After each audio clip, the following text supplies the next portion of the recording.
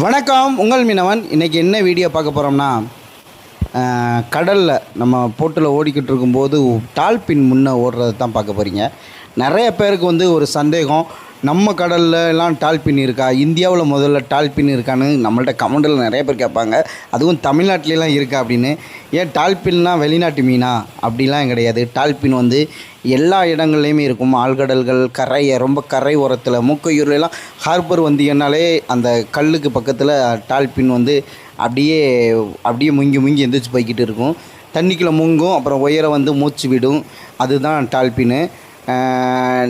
இதை நாங்கள் மீனவர்கள்லாம் என்ன சொல்லுவோம்னா, ஓங்கி அப்படின்னு நாங்கள் சொல்லுவோம். இது கடலில், நம்ம கடலில் ரொம்பவே அதிகமாக இருக்கிறது. அதுவும் இது பாதுகாக்கப்பட வேண்டிய ஒரு உயிரினமாக இருக்குது. இதை மீனவர்கள் யாரும் பிடிக்க மாட்டாங்க. வலையில் வந்தாலும் உயிரோடையே கடலில் விட்டுருவாங்க.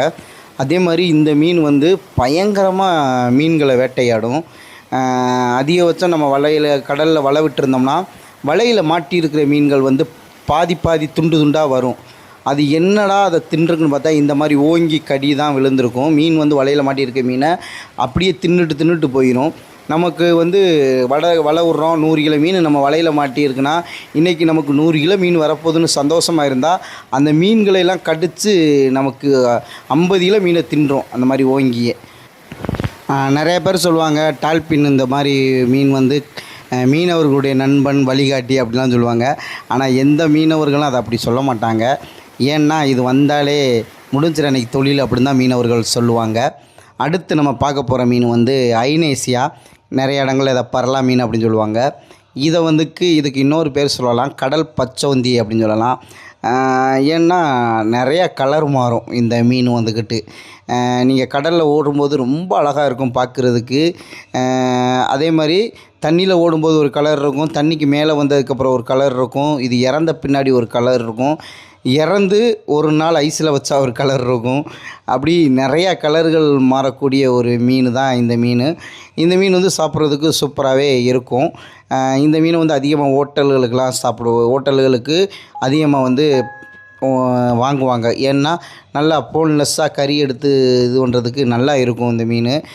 இந்த மீன் நீங்கள் சாப்பிட்ருந்தீங்கன்னா எப்படி இருக்குது அப்படின்னு சொல்லுங்கள். இது ஒரு தூண்டில் வந்த மீன் தான். எப்படி உயிரோடு துடிச்சிக்கிட்டு இருக்குது பார்த்தீங்களா? இந்த மீன் பார்க்குறதுக்கு ரொம்ப அழகாக இருக்கும். கடலில் இதுவனும் ஒரு சரியான ஒரு வேட்டையன் தான். இதுகள்லாம் எங்கே அதிகமாக கிடைக்கும்னா, ஆழ்கடலில் ரொம்ப அதிகமாக கிடைக்கக்கூடிய ஒரு மீன். கரைய கடலில் ரொம்பவே கம்மியாக காணப்படும். இது ரொம்ப ஆழத்தில் தான் இந்த மீன்கள்லாம் ரொம்ப அதிகமாக இருக்கும். இப்போ நம்ம பார்க்க போகிறது இதுவும் ஒரு வகையான டால்பின் தான். ஆனால் இது கொஞ்சம் பெரிய சைஸ் டால்பின்னு. கிட்டத்தட்ட 1 டன் 1000 கிலோக்கிட்ட இருக்கக்கூடிய அளவுக்குள்ள ஒரு டால்பின்னு. இதையும் நாங்கள் ஓங்கின்னு தான் சொல்லுவோம். ஆனால் இதை எப்படி சொல்லுவாங்கன்னா, மீனவர்கள் கண்டா ஓங்கின்னு சொல்லுவாங்க, இல்லைன்னா பனை மீன்னு சொல்லுவாங்க. நல்லா பனைமரம் மாதிரி நீளமாக இருக்கும் கடலில் நம்ம பார்க்கும்போது. நான்லாம் இது நிறையா பார்த்துருக்குறேன். இது தண்ணி விடும்போது யானை தண்ணியை புஷ்ஷுன்னு விட்டால் எப்படி விடும், அந்த மாதிரி தான் இது தண்ணியை விடும். தண்ணிக்குள்ளே புர்ருன்னு சொல்லி தண்ணியை விட்டுக்கிட்டு போகும். தூரத்துலேருந்து பார்க்கும்போதெல்லாம் தண்ணி உயர தெரிக்கும். என்னென்னு பார்த்தா இந்த கண்டா ஓங்கி விடும். இரவுலாம் சவுண்டு விட்டுக்கிட்டே போகும். அதையும் உங்கள்கிட்ட நான் சொல்லிடுறேன். அடுத்து நம்ம கடல்களில் பார்க்கப்படுற ஒரு விஷயம் இது என்னென்னா, மேகம் தண்ணியை உரிகிறது தான் நம்ம பார்க்க போகிறோம். இது மீனவர்கள்ட்ட போனால் நிறையா கடல்களில் அடிக்கடி பார்க்கலாம். கடல்களில் ஒரே டயத்தில் 10 இடங்கள்லாம் இந்த மாதிரி மேகம் தண்ணியை உறிஞ்சு எடுக்கும். இது எதுக்குன்னா, மழைக்காண்டி எடுக்கும். எந்தெந்த டைங்கள்லாம் மலைகள் வரப்போதோ அந்தந்த டைங்கள்லாம் அதிகமாக இது வரும். இதை நாங்கள் மேகம் தண்ணி எடுக்குது அப்படின்னு சொல்லுவோம். கண்டிப்பாக இதை பற்றி உங்களுக்கு யாருக்காவது தெரிஞ்சால் கமெண்டில் சொல்லுங்கள். நீங்கள் நிறைய பேர் இதை நான் ஏற்கனவே இதே மாதிரி ஒரு வீடியோ போட்டிருக்கேன். அப்போ கமெண்ட் வந்ததுக்கு சொல்கிறேன். கடல் தண்ணி தானே எடுக்குது, அது எப்படி மேகம் தண்ணி எடுத்து மழையாக பொழியுது, அந்த பொழிகிற மழை எப்படி நல்ல தண்ணியாக இருக்குது அப்படிலாம் கேட்குறாங்க நிறையா. அதுக்கும் ஒரு சில பேர் அப்போ சொன்னாங்க, கடலில் அது நீராவியாக தான் எடுக்கும், அதைத்தான் எடுத்து மழையாக பொழியும் அப்படின்னு சொன்னாங்க. சில இடங்கள்லாம் கேள்விப்பட்டிருப்பீங்க, மலையில் மீன் விழுந்ததெல்லாம் அப்படி கேள்விப்பட்டிருப்பீங்க. இந்த மாதிரி இழுக்கும்போது கடல் மீனை அது எடுத்து அது மழையாக பொழியும்போது மீன்கள் விழுந்ததா அப்படிலாம் இருக்கும். இதுதான் இது கண்டிப்பாக இது உங்களுக்கு இதை பற்றி முழு டீட்டெயில் தெரிஞ்சால் சொல்லுங்கள். ஆனால் எனக்கு ஒன்று தெரியும், இந்த மேகம் தண்ணி வந்து மழை சீசன்களில் அதிகமாக உறிஞ்சு அந்த டைங்களில் தான் மழைகள் வந்து அதிகமாக வந்துக்கிட்டு நமக்கு பெய்ய ஆரம்பிக்கும். இப்போவும் நம்ம ஏரியாக்களில் கொஞ்சம் கொஞ்சம் மழை பெய்யுதுன்னா அது இந்த மாதிரி தண்ணி எடுக்கிறனால தான் அந்த தண்ணியை உறிஞ்சு மழையாக நமக்கு பொழிஞ்சிக்கிட்டு இருக்குது. இப்போ பார்த்தா கூட தெரியும், கடலில் நமக்கு அந்த மலைகள்லாம் விழ ஆரம்பிச்சிருச்சு. அந்த மேகங்கள் தண்ணி எடுக்கிறதாலே பொதுவாக அந்த டைங்களில் மலைகள் நிறையா இருக்கும். அந்த டைங்களில் வந்து போட்டுகள்லாம் அந்த தண்ணி எடுக்கிறதுக்கு பக்கத்தில் போனால் போட்டையெல்லாம் தூக்கி பிரட்டி விட்டதெல்லாம் நிறையா முன்ன உள்ளவங்க சொல்லுவாங்க. ஏன்னா முன்ன உள்ள போட்டுகள் உள்ள இந்த துடுப்பு போட்டுகள் தானே இருக்கும். அப்போ வந்து அது தண்ணி வேகமாக எடுத்துக்கிட்டு வரும்போது இன்ஜின் போட்டுகள்லாம் நாங்கள்லாம் அடித்து அந்த மேகம் தண்ணி எடுக்கும்போது வேகமாக போய் தப்பிச்சிருக்கிறோம். அது அப்படியே கடலில் சுழண்டுக்கிட்டு வரும். இன்ஜின் இல்லாத காலத்தில் இந்த துடுப்பு போடுற டயத்தில் அவங்களால அந்த சுழலில் மாட்டிக்கிடுவாங்களாம். வேகமாக இன்ஜின்னா வேகமாக மூவ் ஆகிடலாம். அதில் மூவ் ஆக முடியாமல் மாட்டிக்கிட்டு வத்தைகளெல்லாம் மேலே தூக்கி கீழே கடலுக்குள்ளே குப்புற போட்ட கதையெல்லாம் நிறையா பெரியவங்க சொல்லுவாங்க. இப்போ வந்து ஆழ்கடலில் மீன் பிடிச்சிக்கிட்டு இருக்கிற இந்த வீடியோ தான் பார்க்குறீங்க. இது வந்து டியூனா மீன். இதில் வந்து அதிகமாக சூறை மீன், டியூனா மீன் தான் அதிகமாக பிடிப்பாங்க.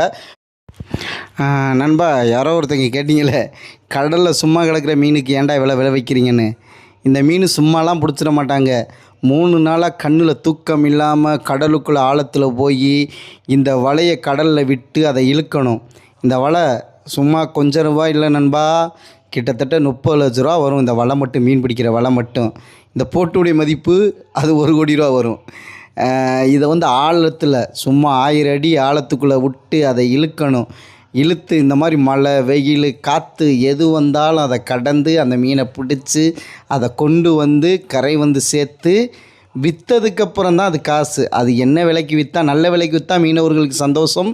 நல்ல விலைக்கு விற்கலைன்னா இவ்வளோ கஷ்டப்பட்டு இன்றைக்கி சரியான விலை கிடைக்கலையே அப்படின்னு ஒரு வருத்தம், அவ்வளோதான். இது சாதாரண உழைப்பு இல்லை நண்பா. ரத்தத்தில் அது என்ன, வேர்வையில் ரத்தம் வடிகிற உழைப்பு. அதையும் பார்த்துக்கிறங்க.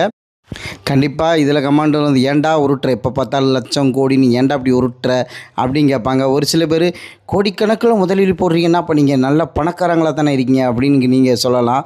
ஆனால் நம்ம இவ்வளோ பெரிய முதலீடு போட்டால் தான் நம்ம உயிரை பாதுகாக்க முடியும்னு சொல்கிற ஒரு கட்டாயமானதுனால அவங்க கடனை வாங்கி இருக்கிறத விற்று அவங்களுடைய பாதுகாப்பை உறுதிப்படுத்துறதுக்காண்டி ரொம்பவே பெரிய போட்டாகவும் ரொம்ப ஸ்ட்ராங்கான போட்டாகவும் முன்னையெல்லாம் மரப்படியில் செய்வாங்க.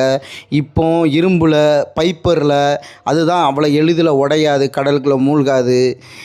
முன்னையெல்லாம் ஒரு குறிப்பிட்ட ஆழம் வரைக்கும் தான் மீன் பிடிக்க போவாங்க. இப்போலாம் அவங்க கடலுக்குள்ளே இன்ஜினில் ரன்னிங்கில் மட்டும் மீன் பிடிக்காமல் ஒரு இடத்துக்கு போகிறதுக்கு மட்டும் 3 நாள் வரை ஆகுது. அந்தளவுக்கு வந்துக்கிட்டு அவ்வளோ நாள் அவ்வளோ ஆழத்துக்குள்ளே போனால் கூட அவங்களுக்கு உயிரை எந்தளவுக்கு சேஃப்டி படுத்தணும் அந்தளவுக்கு ஒரு பாதுகாப்பான போட்டை உருவாக்குறாங்க.